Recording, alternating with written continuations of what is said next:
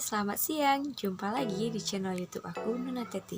Baiklah, kali ini kita akan membahas tentang tanah longsor. Tapi sebelum kita lanjut, jangan lupa like, comment, and share ke teman-teman semua ya. Stay tune. Saya akan menjelaskan apa itu tanah longsor.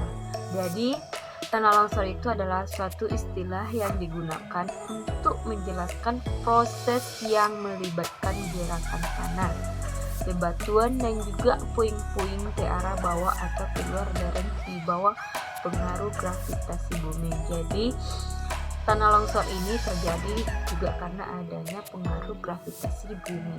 Oke? Terus tanah longsor itu terjadi ada beberapa faktor penyebabnya. Yang pertama itu erosi tanah, di mana erosi itu atau penyisahan tanah yang menjadi hal lumrah sebagai penyebab tanah longsor. Jadi penyebab utama terjadinya longsor itu adalah penipisan tanah. Yang kedua itu adalah penebangan liar, di mana penebangan liar ini tidak hanya menyebabkan banjir tapi juga hutan gundul. Jadi buat teman-teman yang mempunyai saudara atau siapapun itu atau pernah melihat orang yang sedang menebang hutan sembarangan, segera dibilang sama mereka, stop, jangan nebang hutan, ya kan? Karena dari situ terjadilah banjir sama juga dengan tanah longsor. Yang keempat itu adalah lereng tebing yang tercal. Yang kelima itu ada lahan pertanian di lereng. Jadi buat teman-teman atau ada saudaranya yang bertani di lereng, itu juga harusnya tidak boleh, karena itu salah satu penyebab terjadi. Oke, untuk faktor yang ketujuh adalah sampah yang menumpuk. Sampah lagi. Jadi ini satu informasi buat kita semua ya teman-teman. Jangan biasakan menumpuk sampah karena akan menyebabkan bencana. Oke, yang ke-8 itu bendungan yang menyusut. Nomor 9 tanah nggak padat. Yang nomor 10 bebatuan.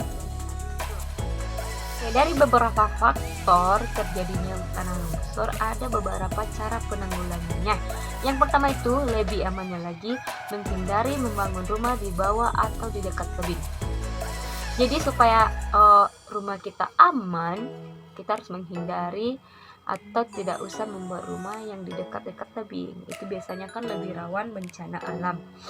Yang kedua itu tidak membangun kolam atau fasilitas umum di lereng.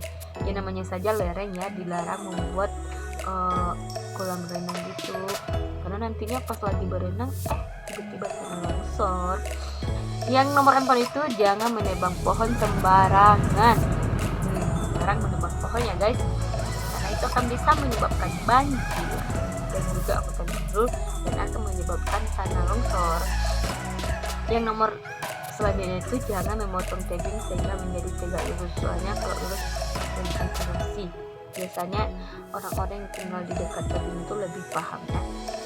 Nomor 7 itu kalau ada retakan di tanah, segera tutup dan padatkan kembali sehingga air hujan tidak bisa menerobos. Jadi kalau misalnya ada lubang-lubang itu, segera atasi ya. Jadi dari beberapa karakteristik terjadinya tanah longsor, ada beberapa upaya mitigasi yang dilakukan pada saat terjadi longsor. Jadi yang pertama itu adalah menghindarkan daerah rawan bencana untuk permukiman dan fasilitas umum lainnya. Jadi mana tahu ada saudara atau teman-teman, kawan-kawan semua itu yang mau bangun rumah tangga dia, pastikan dulu daerahnya rawan bencana apa tidak. Jangan sudah jelas di situ rawan bencana malah dipasang lagi atau dibangun lagi rumah-rumah di sana. Tentu ya belum selesai lagi sudah terjadi longsor kan. Yang kedua itu adalah bangunan dengan fondasi yang kuat. Jangan membuat rumah dengan fondasinya yang tidak kuat. Sebuah rumah itu akan lebih tahan kalau fondasinya kuat. Kalau tidak salah ya, kalau salah berarti benar. Kita lanjut lagi. Yang kedua itu pembuatan tanggul penahan. Jadi buat teman-teman yang biasanya tinggal di lereng-lereng itu, biasanya mereka tahu itu membuat tanggul itu untuk menahan. Terus kaitan tanah longsor dengan materi fisika. Kebetulan saya kan jurusan fisika. Kaitannya itu adalah bencana tanah longsor itu dapat diintegrasikan pada pembelajaran fisika pada bahasan hukum Newton. Hukum Newton ya, jangan salah.